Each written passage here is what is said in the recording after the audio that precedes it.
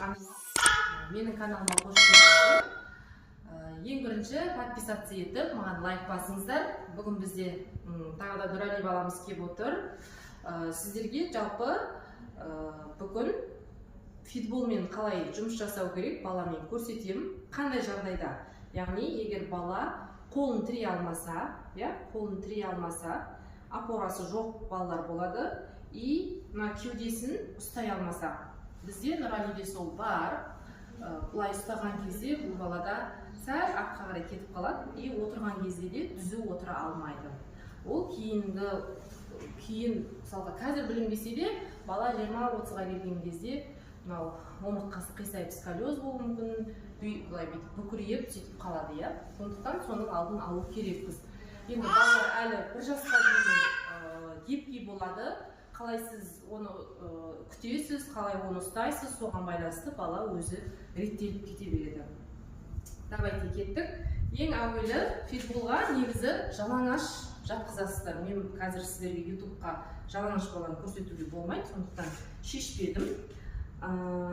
Жатқызамыз, яғни баланы бұлай ішімен жатқызасыздар. Ең әуелі аяғының тізе жағынан ұстап аласыздар. Бұлай қарай алдына ойыншық қойуыңызға болады, иә? Осылай бала тірейді и ары қарай тағы да ойыншық болса, бұл ары қарай өзі еңбектеп те кетеді, еңбектеп те үйренеді қолымен да. Ең бірінші қолымен де еңбектеп үйренеді. Кет, Нұрали. Кешегішті істеп жатыр еді. Давай. Басымен де болады. Яғни осылай бірнеше рет қайталайсыздар, иә? Үйге осындай доп алып қойыңыздар. Бұндай допты енді келген жерден алуға болады. Каспий магазинде бар. Басын тіреп алдың ғой сен? Так, енді келесі баланы футболға бұлай жатқызасыз. Бірінші арқасымен бұлай жатқызасыздар. Сәл бұлай қарай кетіп арқасын жатқызасыз. Не? Осылай, мұқын бар ғой, міне, құйрығынан, екі жағынан ұстап аласыздар да, баланы бұлай қарай аударасыздар.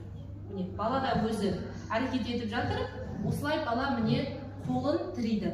Міне, қолын тірейді, и кеудесін көтерген кезде, әр көтерген сайын, бұлшық еттері қатая береді. Бұны көп рет істесеңіздер болады. Егер бала тіпті анандай әлсіз болатын болса, кейбір балалар бар, вообще мынандай істемейді, жата беретін балалар бар.